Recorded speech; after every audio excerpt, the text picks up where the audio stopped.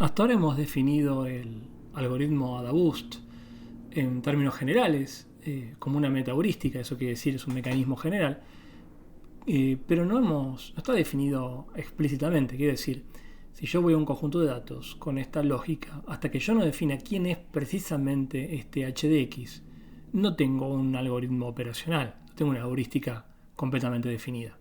Fíjense que este mecanismo funciona con cualquier metodología de clasificación que yo ponga acá adentro.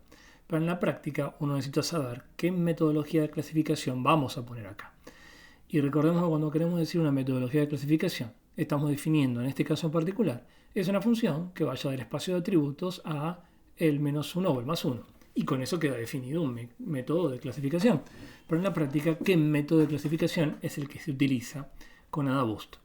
Y si bien uno podría utilizar cualquier clasificador simple con AdaBoost, uno de los clasificadores más utilizados es uno que se llama Decision Stamps, que son como árboles de clasificación de un solo nivel. Y vamos a ver en qué consiste. Entonces, para definir estos clasificadores que se conocen como Decision Stamps, utilicemos un ejemplo muy sencillo, en el cual tenemos 10 observaciones, repartidas en 5 observaciones de la clase +1, que la vamos a marcar como puntos verdes, y 5 observaciones como la clase -1, que la vamos a marcar como puntos rojos. Es un espacio de atributos bidimensional con las variables x1 y x2, numéricas en este caso. Y una regla de clasificación de tipo Decision Stamp es básicamente elegir una variable y un punto de corte que separe a las dos clases. Dicho matemáticamente es, si yo tengo un clasificador H, la regla que asigna +1 o -1 a una observación va a depender de si, con respecto a un atributo cualquiera, por ejemplo el j-décimo, el valor x, o sea, x supra j, es menor o igual que un cierto punto de corte e irá a parar a una categoría, por ejemplo, +1, y en caso contrario a la categoría -1. Un ejemplo en este caso sería elegir como atributo j-décimo la variable x2 y como punto de corte este nivel que está acá. Y clasificar a las observaciones verdes como aquellas que están por arriba de este valor y como rojas a las que están por debajo. Una pequeña aclaración. Así definido no es completamente general, porque uno tendría que poder habilitar, por ejemplo, la posibilidad de que si sos menor o igual que u en xj, la label puede ser -1 y en caso contrario +1. Pero bueno, creo que así se entiende la idea de en qué consisten estos clasificadores tan simples. Es elegir una variable y un punto de corte y clasificar en una categoría a los que quedan separados en un lado y la categoría contraria a las otras observaciones.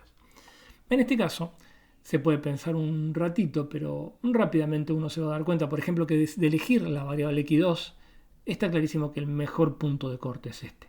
Un punto de corte más bajo que estos ya tendría mal clasificadas a 3 de 10 como mínimo, y un punto más alto ya dejaría a 2 de 10 y también pasaría con un punto más alto que clasificaría no una de 10 sino a 2 de 10.